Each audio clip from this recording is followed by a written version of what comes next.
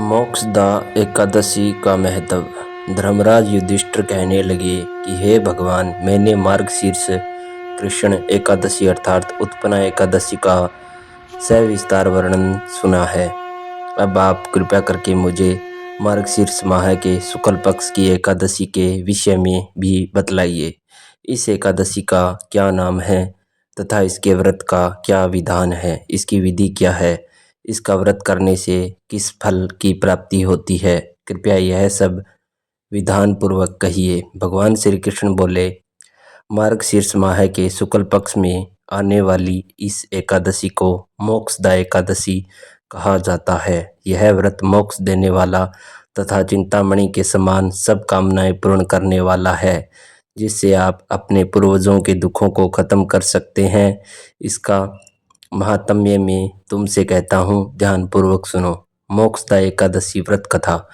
गोकुल नाम के नगर में वेखानस नामक राजा राज्य करता था। उसके राज्य में चारों वेदों के ज्ञाता ब्राह्मण रहते थे। वह राजा अपनी प्रजा का पुत्रवत पालन करता था। एक बार रात्रि में राजा ने एक स्वप्न में देखा कि उसके पिता नरक में हैं। उसे बड़ा आश्चर्य हुआ। प्रातः वह विद्वान ब्राह्मणों के पास गया और अपना स्वप्न सुनाया। कहा, मैंने अपने पिता को नरक में कष्ट उठाते देखा है। उन्होंने मुझसे कहा कि हे पुत्र, मैं नरक में पड़ा हूँ, यहाँ से तुम मुझे मुक्त कराओ।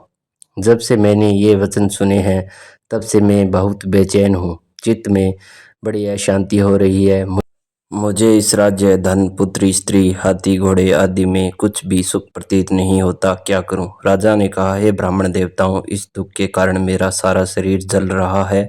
अब आप कृपया करके कोई तप, दान, व्रत आदि ऐसा उपाय बताइए जिससे मेरे पिता को मुक्ति मिल जाए। उस पुत्र का जीवन व्यर्थ है जो अपने माता पिता का उद्धार न कर सके। एक उत्तम पुत्र जो अपने माता पिता तथा पूर्वजों का उद्धार करता है, वह हजार मूर्ख पुत्रों से अच्छा है। जैसे एक चंद्रमा सारे जगत में प्रकाश कर देता है परंतु हजारों तारे नहीं कर सकते। ब्राह्मणों ने कहा, हे राजन, यहाँ पास ही भूत, भविष्य, वर्तमान के ज्ञाता पर्वत ऋषि का आश्रम है। आपकी समस्या का हल वे जरूर करेंगे।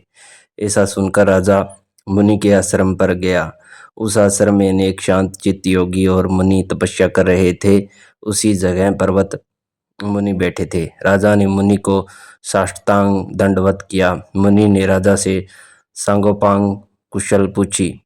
राजा ने कहा कि महाराज, आपकी कृपा से मेरे राज्य में सब कुशल है, लेकिन अकस्मात मेरे चित्त में अत्यंत अशांति होने लगी है।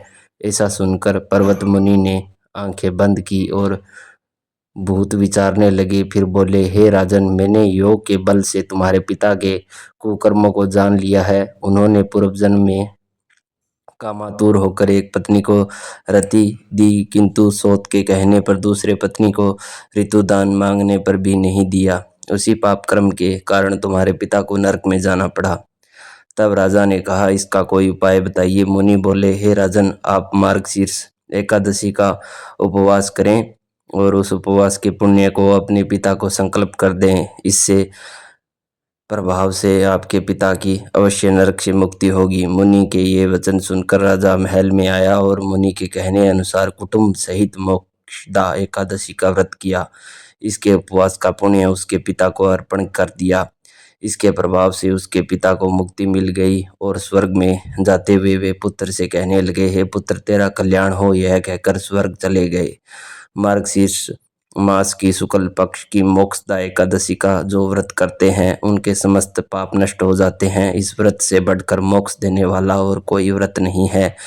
इस दिन गीता जयंती मनाई जाती है। साथ ही यह धनुर्मास की एकादशी कहलाती है। अतः इस एकादशी का महत्व कई गुना और भी बढ़ जाता है। इस दिन से गीता पाठ का अनुष्ठान प्रारंभ करें तथा प्रतिदिन थोड़ी देर गीता अवश्य पढ़ें।